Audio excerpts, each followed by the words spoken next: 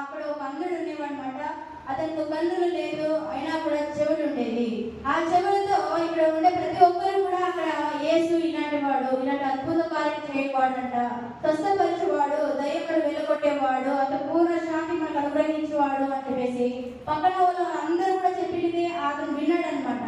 అప్పుడు వాళ్ళు యేసు శిష్యులతో కూడా దారిలో వెళ్తూ ఉండగా అతనికి ఆ శబ్దం వినపడింది. అక్కడ నడుచుకుంటూ పోయే శబ్దం వినపడినప్పుడు ఏమి శబ్దం అని చెప్పేసి ఆ గుడివాడు పక్కనున్న వాళ్ళని అడిగితే ఇక్కడ యేసు అని ఆయన ఈ రోడ్లో వెళ్తున్నాడు అని చెప్పేసి వెంటనే అతన్ని ఏ మాత్రం ఒక సెకండ్ కూడా ఆలోచించకుండా దేవుడు నన్ను కూడా స్వస్థపరచగలడు, నన్ను కూడా విడిపించగలడు అని చెప్పేసి ఏం చేస్తాడు అంటే నజరేయుడైన యేసు నన్ను కరుణించుము అని చెప్పేసి అరుస్తూ ఉంటాడు. అప్పుడు పక్కన వాళ్ళు అందరూ కూడా ఈ సైలెంట్గా ఉండు, మౌనంగా ఉండు, అరుగుండు అని చెప్పేసి చెప్తా ఉంటే అతను ఇంకనూ ఆగకుండా ఇంకనూ గట్టిగా కేకలు వేసి చేస్తున్నాము. అతను అనుకుంటాడు, లేదు నేను ఈ సమయంలో సైలెంట్ గా ఉండను, దేవుడు నన్ను రక్షించే సమయం ఇప్పుడు, దేవుడు నా కళ్ళు తెచ్చే సమయం కనుక నేను ఏమాత్రం మౌనంగా ఉండను, ఏమాత్రం సైలెంట్ గా ఉండను, దేవుడు నన్ను వెతుకుంటే వచ్చినాడు కాబట్టి నేను ఖచ్చితంగా ఆయన పిలవాలి అని చెప్పేసి అతను ఎంతగానో గట్టిగా అరుస్తూ ఉంటాడు. అప్పుడు దేవుడు దాని ముందు దేవుడు సైలెంట్ గా పిలిచినప్పుడు దేవుడు విడపడలేదా అంటే ఖచ్చితంగా దేవుడు విడపడింది. అయినా కూడా అతనుకున్న విశ్వాసం చూడాలని చెప్పేసి దేవుడు ఏం చేశాడంటే నడుచుకుంటూ పోతూ ఉంటాడు. నడుచుకుంటూ పోయే కొద్దీ అతను ఇంకా గట్టిగా కేకలు వేసి చూస్తా ఉన్నాము. ఆ రీతిగా అతని విశ్వాసం చూసి దేవుడు అతని దగ్గరికి అక్కడే నిలిచి అతని మాటలు అతను ఆ శబ్దాన్ని విని అక్కడికే ఆగి అతను నా దగ్గర తీసుకోనండి అని చెప్పేసి అంటాడు. అప్పుడు పక్కన వాళ్ళని కూడా అతను తీసుకొచ్చిన తర్వాత నేను ఏం చేయాలి అని చెప్పేసి అడిగినప్పుడు అతను సూటిగా క్లియర్గా అడుగుతాడు, ఇదిగో ప్రభువా నా కన్నులు మోయబడింది, నా కన్నులు తెరవాలి అని చెప్పేసి అతను అన్నప్పుడు అప్పుడు సరే అని చెప్పేసి అతను దేవుడు ఏం చేశాడంటే సరే నీ విశ్వాసం కొద్ది నేను స్వస్థపరిచింది అని చెప్పేసి అంటాడు. ఈ విశ్వాసం స్వస్థపరిచింది అని చెప్పి వెంటనే తక్షణమే కూడా అతని కన్నులు తెరవబడింది. ఆ రీతిగా దేవుడు అక్కడ అతనికి ఏం మెడిసిన్స్ ఇవ్వలేదు, ఇంజక్షన్ వేయలేదు, ఆపరేషన్ చేయలేదు. అయినప్పటికీ కూడా అతని విశ్వాసం అతను స్వస్థపరచడం మనం చూస్తున్నాము. ఇక్కడ ఏం నేర్చుకోవాలి అంటే మనము ఫస్ట్ ఏదైనా ప్రార్థన చేసేటప్పుడు మనకి సోలిపోకుండా మళ్ళీ దాన్ని విసుగుగా ప్రార్థన చేస్తూ ఉన్నప్పుడు దేవుడు ఖచ్చితంగా మన ప్రార్థనను విని అతను ఏ పనిలో ఉన్నా కూడా ఆగి మన కోసం మనం ఏమైతే చెప్పాలనుకుంటామో అది క్లియర్గా విని అతను పనిచేసే వారిగా ఉన్నాడు.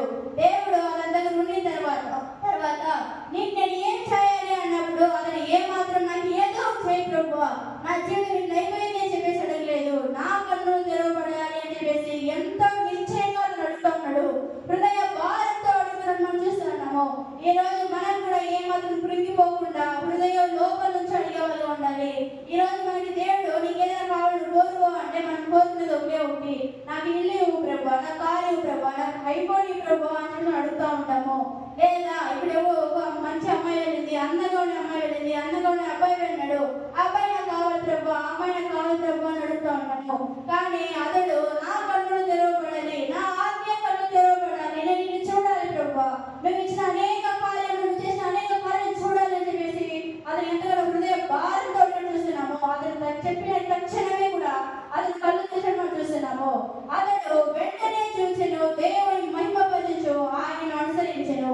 ఇక్కడ ఏం చేస్తున్నాడంటే సరే నా కన్ను తెరవబడింది కదా అని చెప్పేసి అతను ఎగురుకుంటూ ఊర్లోకి వెళ్ళలేదు. ఏం చేస్తున్నాడంటే అతని కన్నులు వెంటనే తెరిచినాడు, దేవుని మహిమపరిచినాడు, ఆయన అనుసరించినాడు. ఆ రీతిగా మనం కూడా ఏదైతే అడుగుతున్నామో దాన్ని వేరు చూసి మనసు అనుకుంటారనమాట, ఓర్పు అనుకుంటాలి. నమ్మకంతో ఎంత విశ్వాసంతో ఎంత నమ్మకంతో చూసినట్లయితే అంత జోరుగా అంత త్వరగా మన ప్రార్థన యొక్క శక్తిని మనం పొందుకోగలము, ఆ యొక్క జవాబు మనం పొందుకునే వారిగా ఉంటాము. అదే విధంగా దేవుడిని మహిమపరచడం చూస్తున్నాము. అతను కష్టపడిపోయిన తర్వాత గర్వంతో కాకుండా అహంకారంతో కాకుండా దేవుని మహిమ కొరకు అది ఉపయోగించడం చూస్తున్నాము. ఆ రీతిగా మనం కూడా ఒక మేలు పొందుకున్న తర్వాత ఇదిగో ప్రభువా నేను బిజీగా ఉన్నాను, సైడ్ లో ఉండు, అక్కడ ఉండు, ఇక్కడ చెప్పిన తర్వాత మనం కొన్ని రోజులు కొన్ని బాధలు కష్టాలు ఉన్నప్పుడు అయ్యో ప్రభువా దేవా నన్ను కాపాడు, రక్షించమని చెప్పి అంటా ఉంటాము. ఆ రీతిగా ఉండకుండా మన కష్టాలున్నా, దుఃఖాలున్నా, వేదన ఉన్నా, చింత ఉన్నా కూడా దేవుడు మనం మహిమపరుస్తూ ఉండే రీతి మనం మారాలన్నమాట. అదే విధంగా అతను మూడవది ఏం చేశాడంటే యేసుని అనుసరించడం మనం చూస్తున్నాము. అద్భుతం పొందిన తర్వాత కూడా యేసు మార్గంలో నడిచినాడు. ఆ రీతిగా మనం కూడా సరే అని చెప్పేసి నెక్స్ట్ టైం ప్రభు ఇంకొన్ని రోజులు నేను అనుసరిస్తాను, ఇంకొన్ని రోజులు నేను ప్రార్థిస్తాను, బైబిల్ చెప్తాను అని చెప్పేసి ఉండాలి. మన జీవితంలో కూడా మనం కొన్నిసార్లు ఆత్మీయంగా గందరగంలో పడిపోతూ ఉంటాము. అదేవిధంగా దాంట్లో చింతగానే పడిపోతూ ఉంటాము. సత్యాన్ని చూడకుండా, ఆయన మార్గాన్ని గుర్తించకుండా, ఇతరుల పైన దృష్టి పెట్టి మన తప్పులు మనం చూసుకోకుండా ఇంకొక పైన వాళ్ళు ఏం చేస్తారో వీళ్ళు ఏం చేస్తారో మనం చూస్తూ ఉంటాము. ఆ రీతిగా మనం ఉండకుండా యేసు మనల్ని కూడా ఈరోజు ఒకే ఒక పాడుతున్నాడు, నీకేం కావాలి అని చెప్పేసి అడుగుతా ఉన్నాడు. మనమైతే ఏం అడుగుతామో అని తెలుసు కాబట్టి మనం ఏం అడగాలంటే, ప్రభువా నేను ఇంతవరకు నేను బాప్తిసం తీసుకున్నాను, ఇంతవరకు నేను ఆదివారం చర్చికి వస్తున్నాను, కానీ ఏ మాత్రం మార్పు లేదు ప్రభువా, నా యొక్క ఆత్మీయ కన్నులు తెరువు ప్రభువా అన్నట్లయితే ఖచ్చితంగా దేవుడు మన కన్నులు తెరిచేవారిగా ఉంటున్నాడు.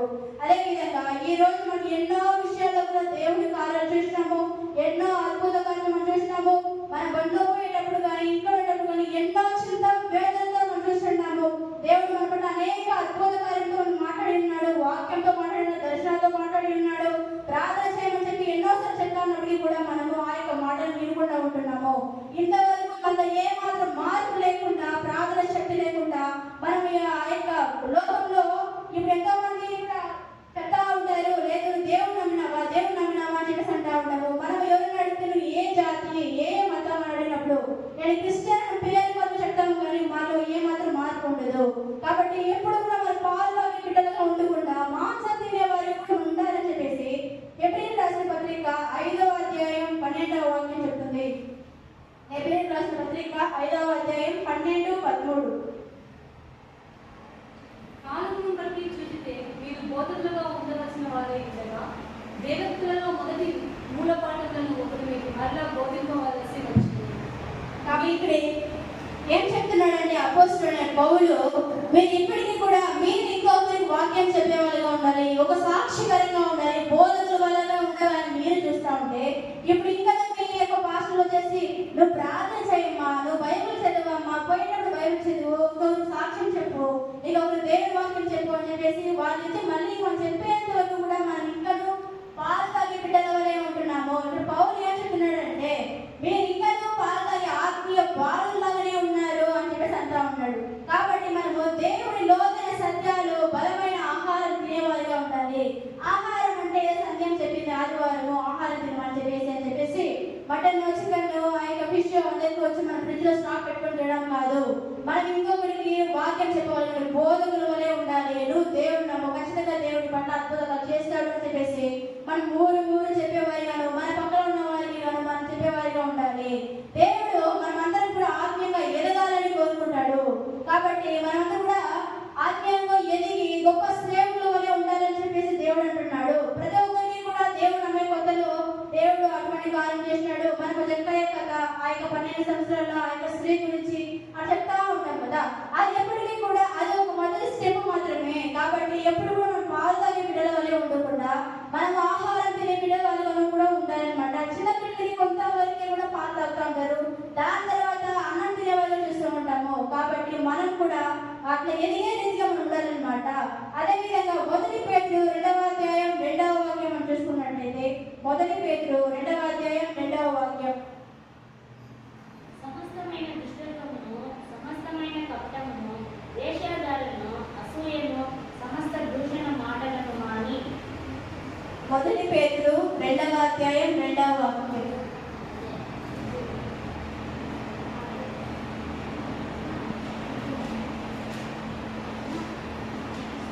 ప్రారంభంలో ప్రతి ఒక్కరికి పాలే అవసరం, కానీ అది ప్రారంభ దశ మాత్రమే అని చెప్పేసి ఆ యొక్క వాక్యంలో ఉంటుంది. ఆ వాక్యం ఎక్కడ ఉంటుందో మనం నేను చూసుకుంటా.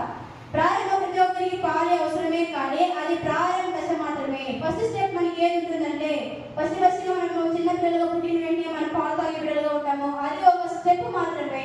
జీవితాంతం మనం పాలు తాగకుండా కూర్చుంటే అది కాని పని కదా. దాని ద్వారా మనం పెరిగి గొప్ప బలమైన విశ్వాసంగా మారాలి అని చెప్పేసి ఆ యొక్క పేతురు చెప్తుంది. శిష్యులుగా మారాలి, ఒక బోధకుల వలె మనం మారాలి, పాపమును విడిచిపెట్టి ఆత్మీయ బలం పొందుకునే వారిగా మనం ఉండాలి. ఎప్పటికీ కూడా అట్లా చేయమ్మా ఇట్లా చేయమ్మా అని మన పాస్టర్ ఒక ఎంతగానో భోజనం ఉంటాడు, కానీ ఏదో మనకేదో వాళ్ళకేదో పాపం అంటే డబ్బులు వచ్చేస్తుంది అని చెప్పి చెప్తా ఉంటారు. అయినా కూడా పాస్టర్ చెప్తున్నాడు కొంచెం మారాలి, మనం అందరి పట్ల ఎదిగే వారిగా ఉండాలి అని చెప్పి చెప్తా ఉన్నాడు. అదేవిధంగా మనం మంచి చెడు విచారించే స్థాయికి మనం ఎదగాలన్నమాట. ఈ రోజు మనం ఏం చేస్తున్నాం మనకి అసలు తెలియకుండా ఆ సిచ్యువేషన్ మనం ఉన్నాము. కాబట్టి ఇది మంచి ఇది చెడు అని ఎదిగే స్థితికి మనం మారాలి.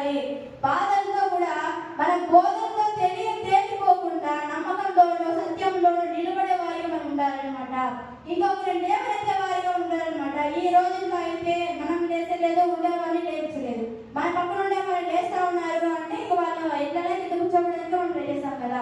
ఆ రీతిగా ఉండకుండా మనం ఇంకొకటి వెలిగించే వారిగానే ఉండాలి. మరి ఈ రోజుల్లో కూడా మనం వెలిగించుకోవడానికి చాలా రోజులు పడుతుంది, ప్రార్థన లేదు, వాక్యం లేదు. అలాంటప్పుడు మనం ఇంకొకరు ప్రార్థన చేయమ్మా, నువ్వు ప్రార్థన చేయి, వాక్యం చదువు మనం ఎక్కడ చెప్తాము. కాబట్టి దేవుడిలో మనం విశ్వాసంగా ఆయన సాక్షాత్మైన జీవితం మనం జీవించాలి. ఊరికి క్రిస్టియన్ చెప్పుకుంటే సరిపోదు. కాబట్టి నేను కూడా ఎంబీఏ అయిన తర్వాత నాకు జాబ్ లేదు ప్రభు, నా జాబ్ లేదని చెప్పేసి నేను ఎన్నో దగ్గర అడిగినాను, బెంగళూరు వెళ్ళినాను, మళ్ళీ తిరిగి వచ్చేసాను, నేను ఎన్నో కష్టాలు పడినాను. అప్పుడు ఆ సమయంలో నాకు ఏమనిపిస్తుందంటే దేవుడు లేదు, ఏమీ లేదు, ఊరికి నా జీవితంలో దేవుడు దేవుడు ఇంతవరకు నమ్ముకొచ్చినాడు, ఇప్పుడు లాస్ట్ నాకు జాబ్ లేదు అని చెప్పేసి బాధపడిన రోజులు ఉన్నాయి. ఆ టైంలో నాకు ఏమనిపించదు అంటే ఇక్కడ మునిగితే అక్కడ తేలి తర్వాత కూడా మళ్ళీ కొన్ని రోజుల తర్వాత యేసు ప్రభు ప్రభు దేవా అని చెప్పి ఎదుర్కొంటూ వచ్చేది నేను. ఆ రీతిగా మనం ముందుకుంటా నా జీవితంలో లేకుండా మార్పు తీసుకురావాలి, ఆయన కూడా అందరూ కూడా మారాలి.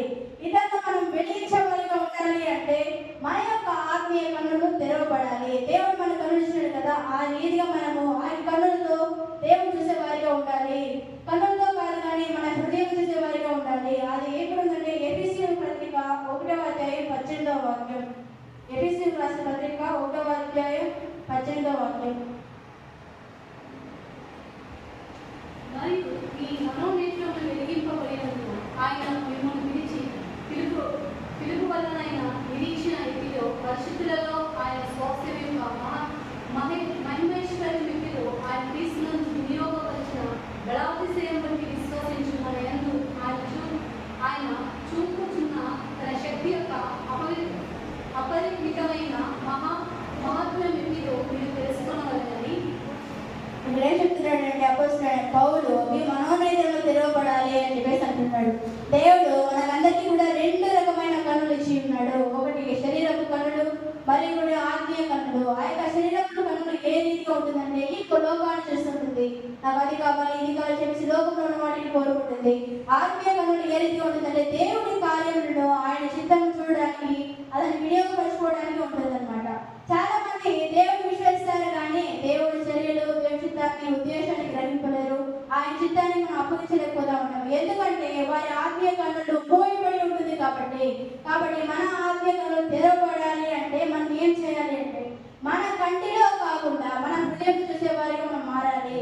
పరిస్థితుల ద్వారా కాకుండా విశ్వాసం ద్వారా చూసేవారిగా ఉండాలి. ఆ యొక్క గుడ్డివాడైతే తన పరిస్థితులు నేను రోడ్డు పక్కన ఉన్నానే దేవుడిపై నన్ను ముట్టుతాడా, నన్ను స్వస్థపరుస్తాడని చెప్పేసి అని ఆలోచించకుండా అతను హృదయంతో నమ్మినట్టు మనం చూస్తున్నాము. పరిస్థితుల ద్వారా కాకుండా విశ్వాసంతో చూసినట్టు మనం చూస్తున్నాము.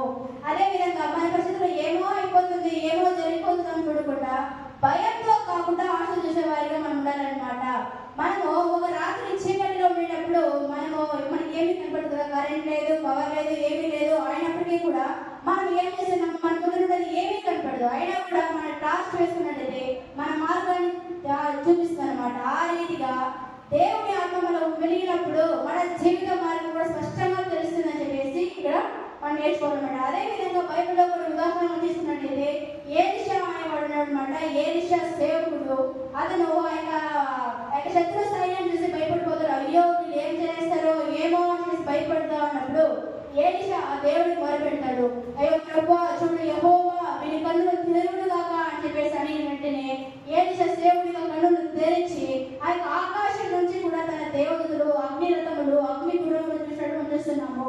ఆ రీతిగా దేవుడు మనం ఎక్కడ పోయినా కూడా భయం లేకుండా భయంతో కూడా ఒక భయం మనకి విశ్వాసంగా మారి చూస్తున్నాము.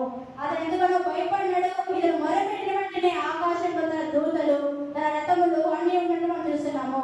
ఆ రీతిగా కూడా ఎవరైనా మన ఇంటి బయట సీసీ కెమెరా పెట్టి ఉన్నట్లయితే మనకి ఎంతో ధైర్యంగా ఉంటుంది కదా, ఏం జరిగినా కూడా సీసీ కెమెరా ఉంది కదా అని చెప్పేసి. ఆ రీతిగా దేవుడు కూడా తన రక్షణను తనకున్న ఆ యొక్క అతను తోడుగా మనకి ఆ యొక్క తోడుగా పెట్టి మనకు తోడు నడిపించేవాడుగా ఉంటున్నాడు. అదే విధంగా సౌలు కూడా ఇశ్రాయేలు అంటే దేవుడు నమ్మిన అందరినీ కూడా హతం చేయాలని చెప్పేసి ఎంతగానో పోరాటం చేశాడు. అయినప్పటికీ కూడా దేవుడు అతన్ని ఒక పని నుంచి ఒక పని వెళ్ళేటప్పుడు దేవుడు అతని పైన ప్రకాశించి అతని కన్నులు మోయబడి చెప్తాడు, సౌలా సౌలా నన్ను ఎందుకు హింసిస్తున్నావు అని చెప్పేసి అంటున్నాడు. అతను దేవుడు అడుగుతున్నాడు సౌలుని, మా ప్రజలను ఎందుకు హింసిస్తున్నావు అని చెప్పి అడగలేదు, నన్ను ఎందుకు హింసిస్తున్నావు అని చెప్పి అడుగుతున్నాడు. దేవుడు వాడికి హింసించినాడా? లేదు కదా. అయినప్పటికీ కూడా దేవుడు తన ప్రజలందరినీ కూడా మనం ఎవరినైతే హింసిస్తారో దేవుడు కొంతమందిని హింసినట్టు ఇక్కడ కాబట్టి కొంతమంది జీవితంలో ఇలా కూడా ఉంటారనమాట. దేవుడు వాళ్ళతో మాట్లాడతారు, అయినా కూడా వాళ్ళు వినకుండా పోతా ఉంటారు. దేవుడు చూపిస్తున్నాడు, చూస్తున్నాడు, దానికంతా కూడా చూడు ఇలాంటి స్థాయికి వెళ్ళాలి, ఈ ప్లేస్కి వెళ్ళాలి అనేటప్పుడు కూడా దాన్ని మనం చూడకుండా పోతాము. కొంతమంది దేవుడు పిలుస్తారు కానీ వాళ్ళు స్పందించి కూడా పోతారు. వారికి మనం ఉండకుండా మన జీవితంలో కొంచెం గొప్ప మార్పు తీసుకురావాలని చెప్పేసి ఆయన చెప్తున్నాడు. అదేవిధంగా మన ఆత్మీయ కన్నులు తెరవబడాలి అంటే మనం ఏం చేయాలి అంటే ప్రార్థన ద్వారా. అంటే ప్రార్థన ద్వారా అంటే ప్రభువా నా హృదయ కన్నులు తెరువు, నా హృదయాన్ని తెరువు, నేను గొప్ప కార్యం చేసేలాగా నా కన్నులు తెరువు అనేటట్టయితే ఖచ్చితంగా దేవుడు మన కన్నులు తీసేవారిగా ఉంటున్నాడు. అదేవిధంగా మనము డైలీ కూడా వాక్య భాగం చదివేవారిగా ఉంటున్నారు అనమాట. అది కీర్తన గ్రంథం 19:18 ప్రకారం ఈ యొక్క ఆశ్చర్యకరమైన కార్యం చేసినట్టు నా యొక్క కన్నులు తెరువు అని ఏది చెప్పాడు, ఆ రీతిగా నీకు గ్రంథాన్ని చదివి నీకు వాక్యం చదివి అది నడుచుకుంటే కన్నులు నాకు తెరువు ప్రభువా అని చెప్తే ఖచ్చితంగా నీ జీవితంలో నా జీవితంలో గొప్ప కార్యం చేయబోతాడు. అదేవిధంగా మన పవిత్రాత్మ సహాయంతో మనం దేవుడిని వేడుకోవాలన్నమాట. వాళ్ళకి ఏ రీతిగా అంటే పవిత్ర హృదయంతో మనం వెలుగునిచ్చే వారిగా ఉండాలన్నమాట. పవిత్రాత్మ ఏ రీతిగా అంటే పరిశుద్ధ ఆత్మ మనకు ఒక మంచి టీచర్ అనమాట. ఏ రీతిగా అంటే నువ్వు పరిశుద్ధంగా ఉన్నట్లయితే దేవుడు మన హృదయంలో ఉన్నట్టు లెక్క. కాబట్టి మనం పవిత్రంగా జీవించాలి. పాపాన్ని విడిచిపెట్టి పవిత్రంలో నడిచే జీవితం మనం ఎదగాలన్నమాట. అప్పుడు మన దృష్టంలో అంతా కూడా మాయమైనట్లు మనం చూస్తున్నాము. కాబట్టి ఏం చేయాలంటే ప్రార్థన మనం ఎదగాలి, వాక్యానుసారం మనం ఎదగాలి, పవిత్ర సహాయంతో మనం ఎదుగుతూ ఉండాలి. పాపాన్ని విడిచిపెట్టి పవిత్ర జీవితంలో నడిచే వారిగా మనం ఉండాలన్నమాట. మనం యేసు పట్ల నిజమైన చూపు ఉన్నట్లయితే మన జీవితం కూడా ఒక మంచి దిశగా మారుతుంది. పాపం మీద దృష్టి కాదు కానీ దేవుడిపై దృష్టి ఉంచాలి అని చెప్పేసి కీర్తన గ్రంథం 121:1 వాక్యం చెప్తుంది. ఆ రీతిగా మనము ఒకరి పట్ల ఒకరు వెలిగించే వారిగా ఉండాలి, ప్రార్థన జీవితం కొనసాగించాలి, వాక్యానుసారమైన ఒక మంచి ఉద్దేశం కలిగి ఉండాలి. ఇంకొకరి పట్ల మనము మన కన్నులో ఉన్న ధూళిని తీసుకొని ఇంకొకరి కన్నులో ఆ యొక్క ధూళిని తీసుకెళ్ళడానికి వెళ్ళాలి. కాబట్టి ఎప్పుడు కూడా పాలు తాగే బిడ్డలుగానే మనం ఉండకుండా మాంసం తినే బిడ్డలుగా మనం ఉండాలి. బాప్తిసం తీసుకున్నాము, కొంచెం కూడా మార్పు లేకుండా ఉన్నది, మనలో ఏక ప్రార్థన లేదు, చర్చకు వస్తున్నామే కానీ ఏదో ఊరికి వస్తున్నామో ఏదో పోతున్నామని చెప్పేసి అనుకుంటారు. దేవుడి సాక్షాత్మైన జీవితాన్ని జీవించాలని దేవుడిని వేడుకుంటాం. అందరూ కళ్ళు మూసి చేసుకుంటాం. దేవా స్తోత్రం స్తోత్రం స్తోత్రం ప్రభు, ఇంతవరకు నడిపించినావు అందుకొరకే వేలాది కోటి వందల ప్రభు స్తోత్రం తండ్రి. నా హృదయ కన్నులు తీర్చము యేసయ్య ప్రభు, ఈ యొక్క లోకాన్ని నేను వెలుగుగా ఉండే కృపను దయచేయము యేసయ్య. ఇంతవరకు నేను ఎంతగానో పాపం చేసినాను ప్రభు, స్తోత్రం తండ్రి. నా బట్టి పాపాన్ని క్షమించి యేసయ్య ప్రభు. దేవా నేను లోకానుసారమైన కన్నులు కాకుండా ప్రభు, ఇక శరీరానుసారమైన కన్నులు కాకుండా దేవా ఆత్మీయ కన్నులు తెరువు యేసయ్య ప్రభు. తండ్రి ప్రభు, ఇంతవరకు మీకు దూరంగా ఉండి ఎంతగానో పారిపోయిన తండ్రి ప్రభు, తండ్రి ప్రభు, ఆయన కూడా నన్ను వెతుకుంటూ వచ్చి ప్రభు మీ ప్రేమ చూపిస్తున్నారు. అందుకొరకే వేలాది కోటి మనం తండ్రి ప్రభు, తండ్రి ప్రభు, ఆయన గుడ్డివాడు ఏ రీతిలో కన్నులు తెలిసి తండ్రి ప్రభు మిమ్మల్ని మహింపరిచి మీ వెంట నడిపించాడు తండ్రి ప్రభు. ఆ రీతిలో మీ గొప్ప సాక్షికంగా జీవించాలి. రాబోయే రోజున గొప్ప సేవకురాలి వలె ఉండే కూడా మాకు దయచేయమేసే ప్రభు. అటువంటి మంచి గొప్ప ధన్యతను మాకు దయచేయమని నన్ను తగ్గించుకోవడం మీ